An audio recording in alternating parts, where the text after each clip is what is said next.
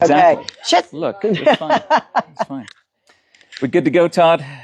We are good to go. Oh my gosh. Well, have we got a treat for you today? Welcome back to another episode of Checking In with Jeff Davenport, brought to you by SSVEC, Sulphur Springs Valley Electric Cooperative, serving our community. We are on stage at the K Palace Theater in Huachuca City. We've been here many times before talking about upcoming productions that are going to be happening literally right here on this stage, but normally we do that with about a week or two ahead of schedule. This time, there's going to be a very special presentation, a whole slew of shows right here at the K Palace coming up in June. And it's all because of this lady right here, the pride of Palm Springs, California. It's Dayna Steele, everybody. Give her a big round of applause. Yay! And Houston, Texas. Houston, Texas. All right. Yeah, Pride of Houston and Palm Springs. like a transplant into you Palm can't Springs. take both of them. No, I'm kidding. You can have as many as you want. Now, Dayna, let's talk about this amazing journey that you've been on that has led to ultimately two books that covered some different topics here. One being the topic of Alzheimer's, something that a lot of people can relate to,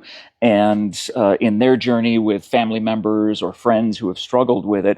But let's just go back to the beginning. Tell us about yourself and the background that you came from and your journey to find Sierra Vista. What brought me here? Born and raised in Houston, Texas, fifth generation Texan. Hook 'em horns. Gigamaggies. Went to Texas A&M when I was 16 years old. Met a DJ at the top 40 station at a party. You can never trust them. When I was 17, and I know, and he was, Jeff, he was so cute. He was almost as cute as you. Well, look, you know, and I am Dollar Store Christian Slater, so it's like a little Dollar bit. Store. Okay, Dollar Store. Much younger than him though. But he was so cute, and he was actually making fun of the new student radio station at A&M. But I thought if I went and auditioned, now keep in mind I had changed my living arrangements and my major 3 semesters in a row. I mean, you're 16, you don't know what you want to do. 17, 16 whatever. seems pretty young to go to college. It was. Too.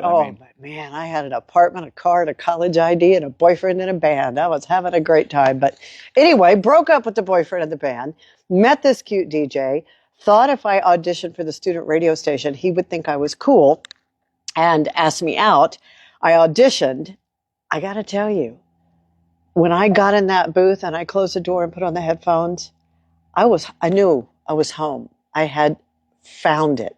I was a scrawny little, 100-pound geeky girl, bullied in high school, geeky. And behind that mic, I had this voice, and I could be anybody. And I never got the date, but I was on the air for the next 25 years. I stayed at the student station for a few weeks, a few months, and then I ended up going to WTAW, one of the oldest, in fact, the first radio station to ever play-by-play broadcast a football game. And they were getting ready to actually be hit with a lawsuit for never hiring a woman. Oh. So they hired me because I was the only one they knew of in town that had a license. It was back when you had to have a license. To be a broadcaster. I'd gone to the FCC, taken the test, all of that. And so I did that for a while. But I knew I stopped going to class. I was going to the radio station. I wanted to be at the radio station, and I loved it. That's where I wanted to be. So I accepted a job as basically I was scheduling commercials. I was an admin at Y94, the rock station in Houston. I quit college, moved back home. I was 18 then. Moved back home, and I did that job Monday through Friday, 8 to 5. Hated it, absolutely hated it. And after about 3 weeks, I went into the program director. They were all so cool, and they worked in LA and New York and all this. And I know there was these big booming voices, Doc Morgan and Jesse Summers. And I went into the program director's office and I told him I had a license and that I had experience. It was late on a Friday afternoon. It took me so long to gather up the nerve to go in there and do this. And he literally laughed at me and patted me on my head. Now, I'm 65 years old now, and people still pick me up and pat me on my head. Stop it, please. Just put me down. But I was so embarrassed, and I felt so stupid. That night, the overnight guy didn't show up. They knew I lived across the street in an apartment, and the program director and the other jocks were too high to go on the air. So I went on the air, the overnight Really? guy. Radio people having Yeah, that? no, I can't imagine. I never did it. The next night he didn't show up again.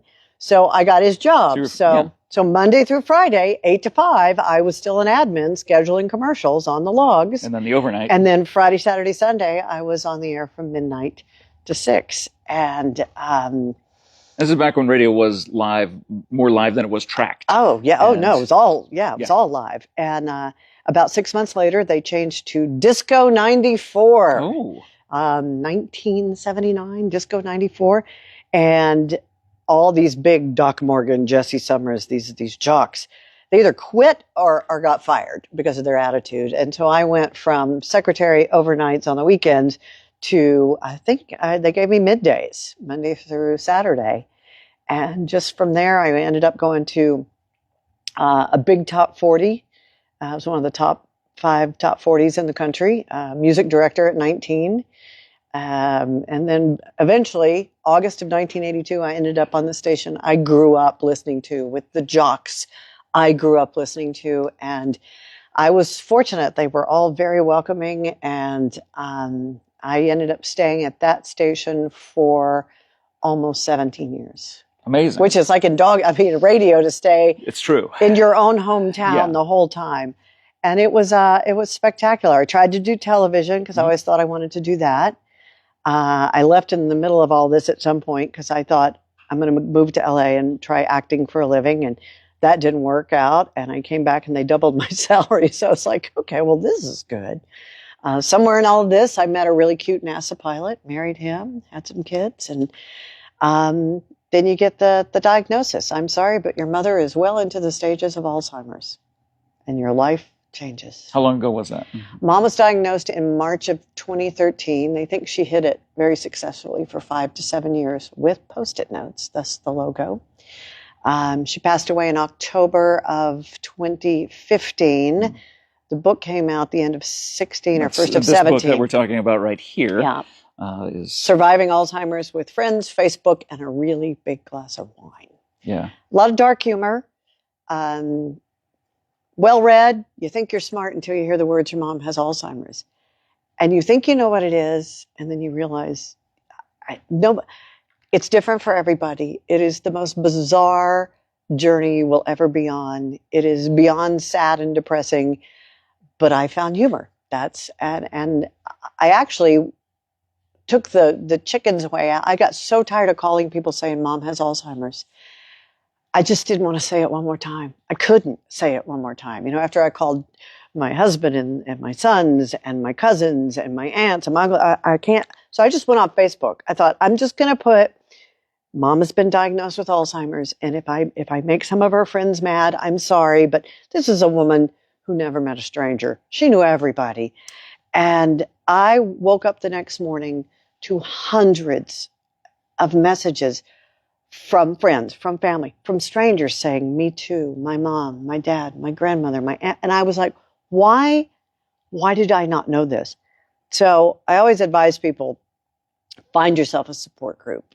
Mine just happened to be, I had a huge following on Facebook, and that became my support group. And it was serious stuff until the day I posted, I was in tears. I was like, oh my God, I just laughed at something my mother did. What is wrong with me? And that's where one of our taglines came from. The very first response was, if you don't laugh, you'll cry. And then people started telling me, oh, Jeff, this is my favorite story. And we've incorporated it into the play and, taken some liberties with it because it's a play. But this person said, yeah, I walked out on my grandmother watching hardcore porn. And it was like, she said her grandmother finally turned around and went, they have never done this on The Young and the Restless before. So you have to laugh. So for 2.5 years, I chronicled everything, the good, the bad, she's angry, she's mad. I can't do anything else to make her happy. And this was towards the end. And somebody said, why don't you play her your old radio shows? And I only had like one demo from way back because I just didn't save things. And because she was waiting for the 25-year-old Dayna. She didn't know who I was. I'm hitting that mic, sorry. She didn't know who I was. But the minute I started playing her my radio show, 10 years fell off her face. The stress fell off her face. The scene my co-star Rebecca McWilliams does brings me to real tears every night on stage. But that's all she was. It's the Dayna she was waiting for, the Dayna on the radio. So it kind of all ties in there.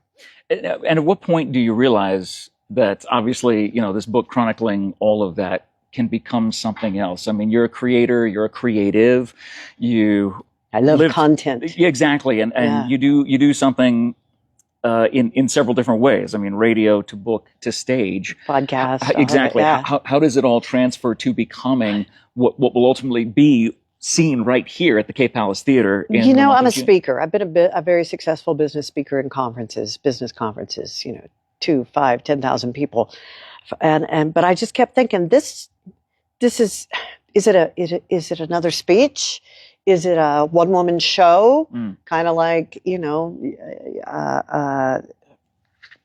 seen so many actresses do one-woman shows.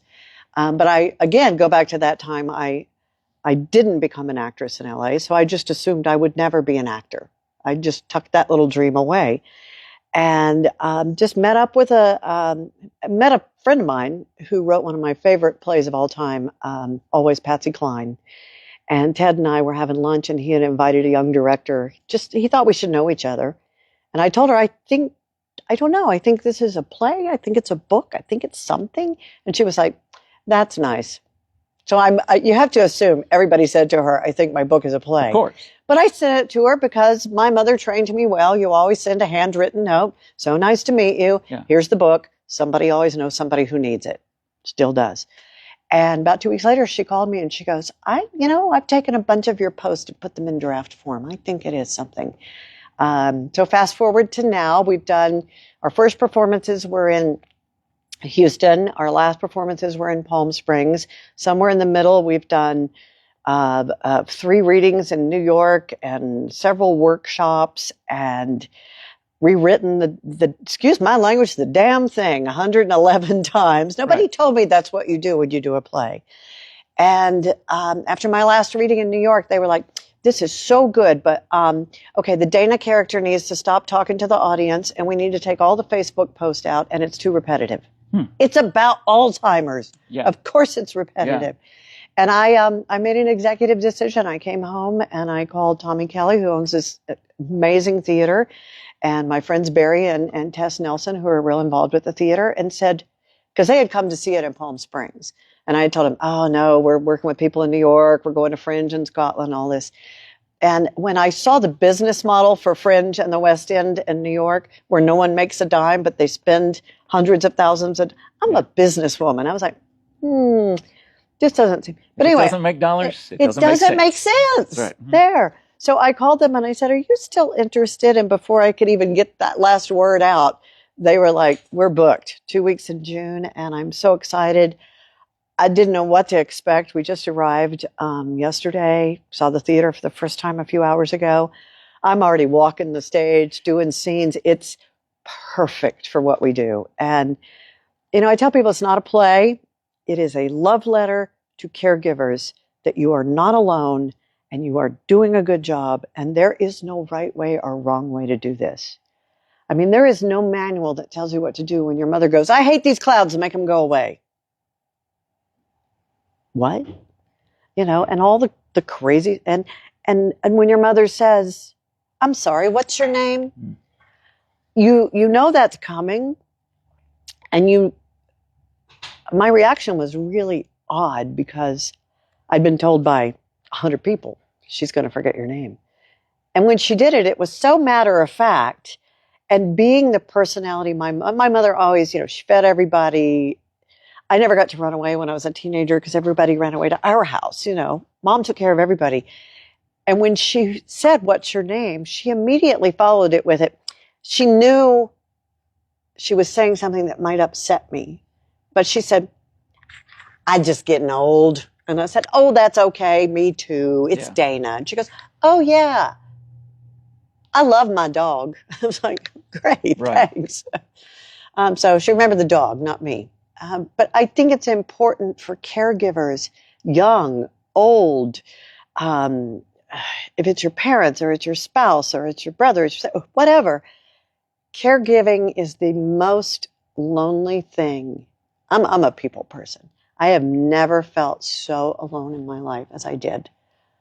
And I didn't do a lot of the hands-on. She was in a lovely facility. That was my next question: is how did you approach the care for her? Yeah, she wanted to live with us at first. Well, at first she really still wanted her own place.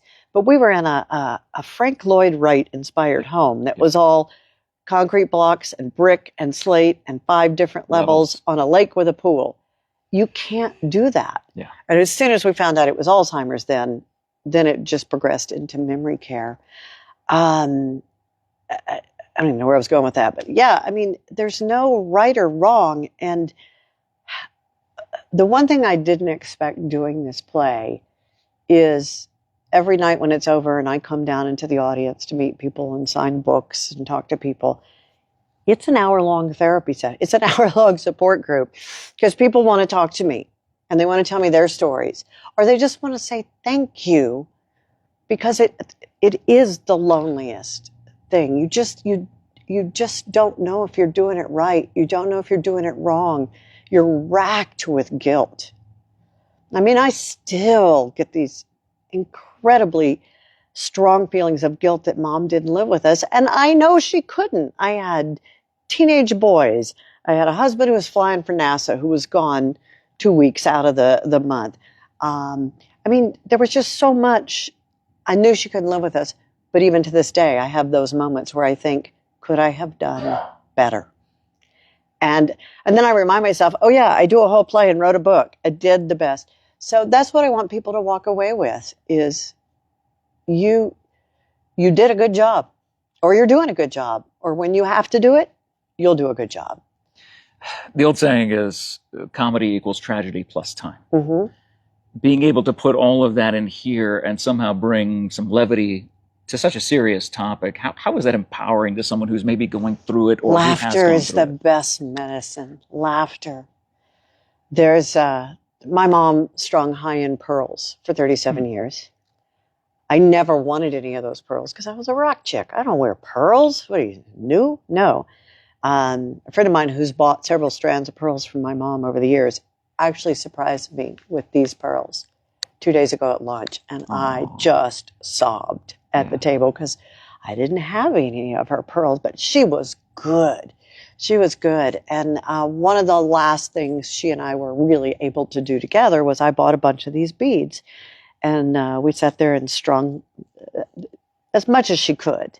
And then I finished them off.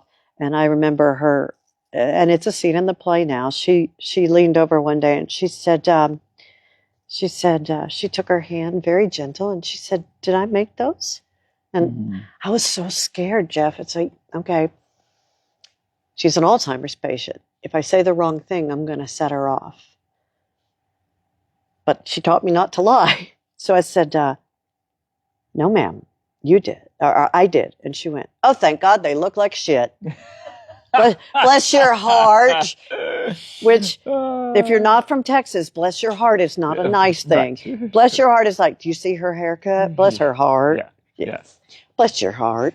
So you got to laugh. And that will be this show. This literally traveled across the country and been. This is our beta test. Yeah, I mean, bringing it to something like this, walking this stage and seeing already in your mind because of the creative that you are. You can already see it being here, right? I can see it. You've already seen the packed house here at the Cape Palace Theater in Huachuca City in June for that. But here's the weird connection. Barry Nelson, who is very involved with this theater and is going to be running, he's been running all of our tech. He's going to be amazing. And his wife, Tess, who are very involved with this theater. Tess was my mother's best friend 50 years ago. Wow. So it's kind literally of, full circle. She's sitting out here. It's kind of full circle coming around. Cochise County is the center of the universe. It really is. I'm telling you. This is that, and it's between, vortex. And it's between Palm Springs and Houston. It is. So here we are. That is kind of funny. Yeah. Now, there's 2 books that I have here. I've got this other one that you have as well, Rock to the Top. Now, What I Learned About Success from the World's Greatest Rock Stars. Yeah. When did this book come out in relation to this one right here? This was my very first book. I've actually written 17 books. Okay. But the rest are like a For Dummies series. It's 101 Ways to Rock. LinkedIn, golf, change, networking, that kind of thing. But people started asking me, I had gone from rock radio to, I created the first NASA online store, and it was very successful. Ended up selling it to a NASA contractor. And so people just thought I was this brilliant businesswoman. I just saw an opportunity and grabbed it, is what I did. And so people started inviting me to speak, and oh my God, I was so bad, and they were so bored. And, you know, I put on my little business suit, my little pantyhose, and my high heels, and went and did the speech, and they were all just like, ugh. And I was bored, and they were bored, and I was talking about business. And I remember very distinctly, I was doing a big corporate speech in front of they're having a luncheon in the lobby of the huge hobby center of Performing Arts Center in Houston. And I thought, you know what? I'm bombing. I'm bored. They're bored. I suck. So I just said, does anybody have any questions? And this man who'd been sitting there in his very nice business suit in the back with his stern look and his arms crossed goes, do you know Ozzy Osbourne? And I was like, well, yeah. And everybody perks up. And I mean, it was light bulb. They don't want to see somebody who looks like them. They want to see the rock chick they grew up listening to, and they want to hear the stories. I'm tired of telling the stories, but I learned so much from Sammy Hagar about marketing and promotion and financial settlement. And I learned so much about what not to do from Ozzy Osbourne. And I learned so much about business from Gene Simmons of Kiss and John Bon Jovi. And the list goes on and on. So it's a business book based on what I learned from my real experiences being around so many of these top rockers. And then we updated it. This must have been 2008, I think this came out. And then we updated it several years later when social media became such a big thing and retitled it Rock to the Top. It now goes to 11. So we had that 11th chapter. So if you've ever watched Spinal Tap, you know that reference. And Gene Simmons wrote the foreword for the first one, and then Sammy Hagar wrote the afterword for this one. And so I had so many people asking for a book when I started doing this speech called Find Your Inner Rock Star, where I talked about the 4 principles of the rock star principles of success, which are passion, find something you love, knowledge, never stop learning. If you're the smartest person in the room, you're in the wrong room. Networking, it's not what you know, it's who you know. And appreciation. I don't care how smart and how good you are, you do not do any of this alone. So that was my speech. But then people would say, God, if you only had a book, we would have bought 1,000 copies to give to our audience. And again, entrepreneur, capitalist. So wrote the book and put it together, and somewhere in there wrote all those other books. And then everything kind of came. I've done a few more of the 101 Ways to Rock since Surviving Alzheimer's, but I have realized how many people I'm touching with Surviving Alzheimer's. So there's a podcast, there's a play. I'm trying to work on a second book. Most authors would kill to have a book that's still relevant. I genuinely thought Surviving Alzheimer's would be relevant for a couple of years, and then they'd find a cause, and then they'd find a cure. And all these years later, it's almost 10 years later since I released it, it's still relevant, which is wrong on so many levels. And the Associated Press just came out with an article about a week ago that 4 in every 10 Americans will be diagnosed with Alzheimer's. We got to do something. But until then, when you hear the words, your loved one has Alzheimer's, I'm trying to give you some tools to just survive it. And do that, again, using humor, but real life situations, and having an audience be able to relate to that as it's being performed on this stage. I break the fourth wall a lot. Right, okay. I talk to the audience.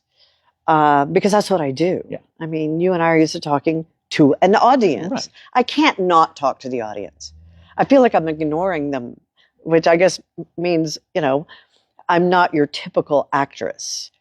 I have to talk to the audience. I go down into the audience. I start in the audience because I want them on this. We're all in this together. Yeah. So I'm very excited to do it here. When the folks from Sierra Vista came to Palm Springs to see the play, and then to be able to bring it here to them bring it here. I'm excited to do it here, and it's beautiful here.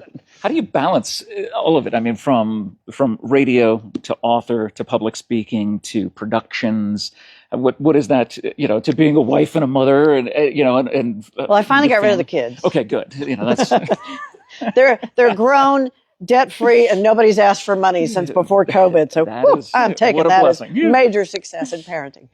I am extremely organized. I think some people might diagnose it as OCD, but I'm extremely organized. And I learned when I was running the space store that I had to compartmentalize. So like on Mondays, I worked on the website. On Tuesday, I worked on press. On, Wednesdays, I worked on books, whatever. And unless there's arterial bleeding involved and someone's going to die, I do that. So like on Mondays, I work on the play. On Tuesdays, I work on my podcast.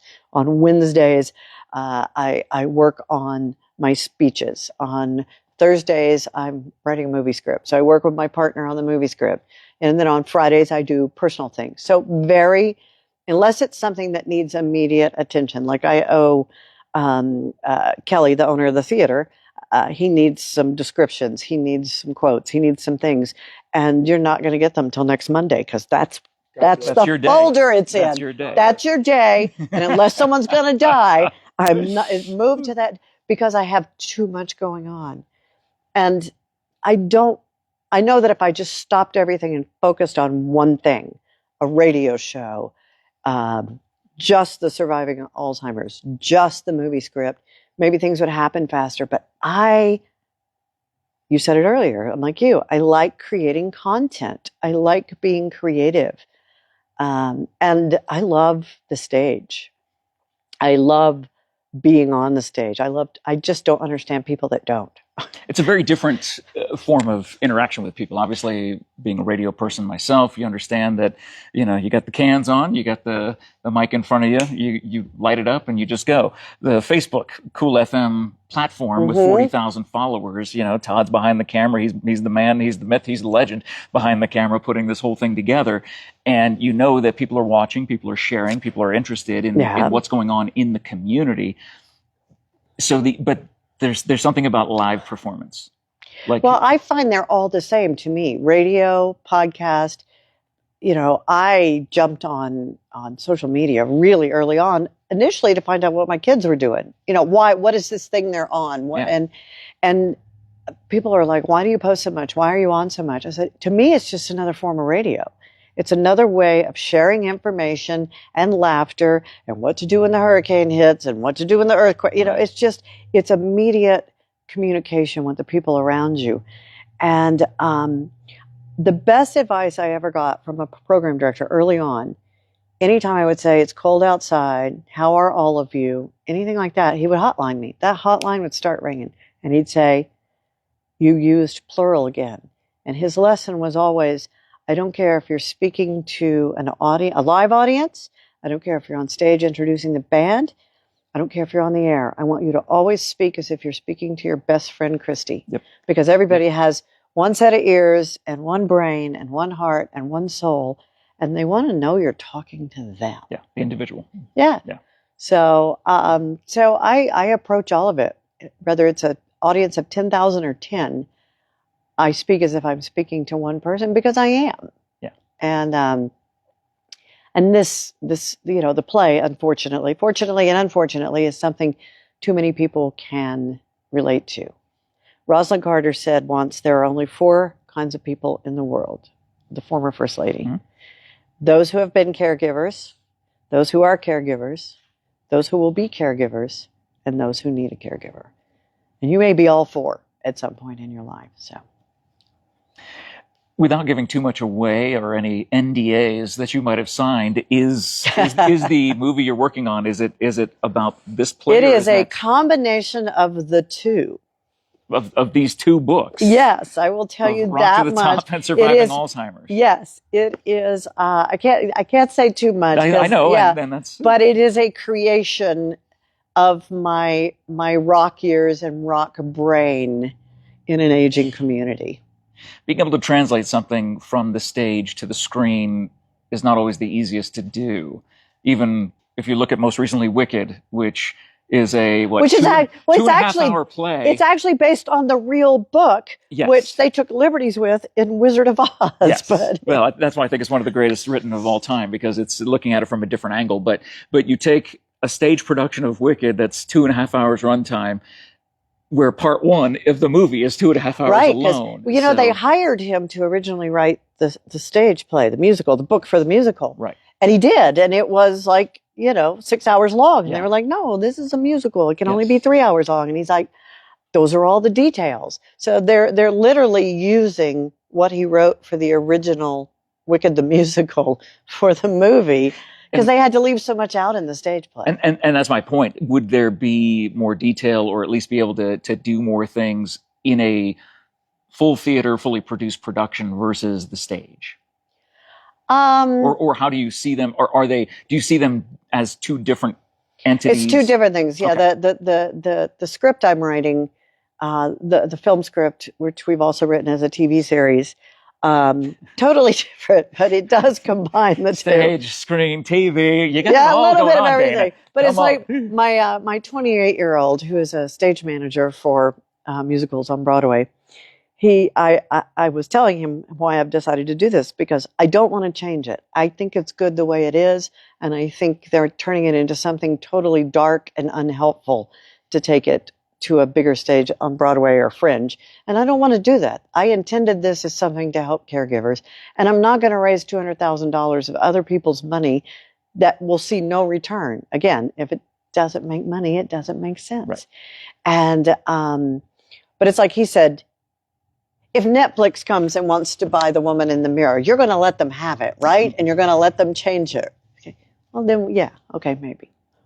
Somebody tag Netflix on this video right here, and we'll do. Yeah, I can sit here and talk to you all day about this, but the most important thing that people can know is at the Cape Palace Theater, we're excited to have you. We're excited to have this production of Surviving Alzheimer's, the stage production. And don't be scared of Alzheimer's. Don't be scared of it. So many people are like, oh, it's got the word Alzheimer's in it. I can't go. Yeah. I guarantee you, you will laugh. You will laugh through the entire thing, and you will leave feeling good. Now, I know that doesn't make sense when you say, oh, it's a play about Alzheimer's, but that's my intention, is you will leave feeling better than when you got here.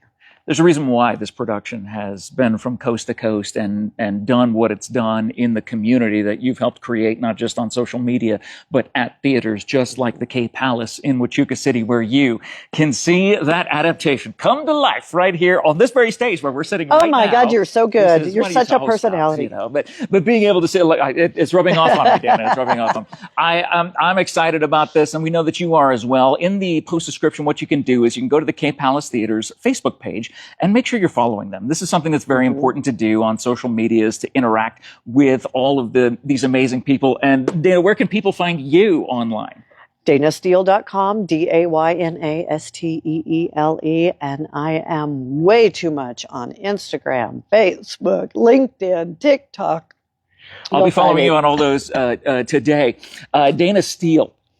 That sounds like a fake radio name. Is it on your driver's license? You don't have to show me your driver's license, but is that your actual name? It is. For real? Are you kidding me? That's a name that's made for movies and stuff. My I lost my voice. I got you all choked up here, Dayna. It's all right. Take a cough there. Where's that Chardonnay? Yeah. Yeah, we're taking a break for Chardonnay. There's not. Yes, I want it. Of course. My maiden name is Dayna Nicholson. And the first night I went on the radio in Houston, when they called me, I have some wine. Yeah, take a sip. It's fine. It's 5 o'clock. The program director said, I hate that name. Too many syllables?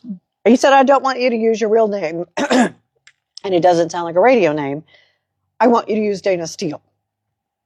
And I'm not questioning the program director at this point. I've gotten my foot in the door, major market radio. Yeah. And I asked him later, and he was a huge fan of Allison Steele, the Nightbird of New York City, who has since passed away, but she was the voice of late night New York City radio. And it served me very well. And it's a whole nother really long interview. But when I got married, I changed to my married name. But I ran for the United States Congress in 2018. And everybody knows me as Dayna Steele. And running as Dayna Steele Justiz with my Hispanic married name, we just thought people are going to think I'm pandering, which I wasn't. That's my name. Right. Or it was just going to confuse people. And for years, I had thought about changing my name. First, I couldn't afford it. Then I didn't have the time. It's not cheap and easy to do. It's a very involved process. And then as my parents got older and my dad got dementia and my mom got Alzheimer's, I couldn't do it. So they were both gone. I had made the decision to run. And I thought, that's how everyone knows me. People would pay me as Dayna Steele, and I didn't have a DBA, and then it would be impossible to, It was a real pain for about 35 years. And so I got it changed. And the judge, I'm standing in line, I go up, and the judge bangs the gavel and says, okay, name change granted. Next. And I went, and I just started crying. And he was like, clear the courtroom. And it was just him and me. And he goes, do you want to change it back? Oh, he thought it was just because you were so excited about it. No, he goes, my wife did the same thing when she changed her name. And she started crying. Oh, gosh. He goes, do you want to change it back? I said, no, it just feels so final, though. It was a weird disconnection from my parents. So when I walked outside, I called my husband and I said, hey, you officially sleep with Dayna Steele now. And then we went out to dinner that night, but it was almost like a death in the family. It was the weirdest. It wasn't at all what I was expecting. But interesting, because it had been your name forever. It's been my name since I was 18 years old, right. 19, whenever it was I went on the air finally in Houston. But it is my legal name. And I thought about changing it back, and it's like, oh, that is such a pain. Yeah, don't go through all that. Don't go through all that, because then you got to change. Then you got to update and revise. I am Dayna Steele, DaynaSteele.com. Find her on all the social media platforms. Find her on her and be website. Nice. There's no trolling. No trolling. You know the rules. So when you're dealing with Dayna, again, these are just 2 of her 20,000 books that she has written that you could be a part of. Learn more about Dayna online. And please do us a favor. Share this video around. Let people know that coming to Sierra Vista, Huachuca City, the K Palace Theater will be the amazing Surviving Alzheimer's stage production based on the book. And it's called The Woman in the Mirror. Yes, exactly. The Woman in the Mirror, based on the book, the novel, not novel. And we'll have wine. Exactly. We'll have wine. That's Tommy's favorite, making sure that Kelly's Bar is open. Kelly's Bar will be open. Here. So many other things happening at the Cave Palace. You can learn them all in the post description. Thank you guys for joining us for this episode of Checking In with Jeff Davenport, brought to you by SSVEC, Sulphur Springs Valley Electric Cooperative, serving our community. Thank you for doing all the fun things of sharing and tagging. And you know what? If you have a comment about your Alzheimer's experience with a family member, leave that comment in here. We know that Dayna will be checking this and seeing Our it. questions, happy to answer. Exactly. That's what she's here for. Someone who is an expert at this, has written books and understands what that is to go through, that we can relate to. And it's right here. So find out more online. Thank you guys for watching. Have a great day. And we'll check in with you again later on. My goodness. Sorry to get you all choked up about your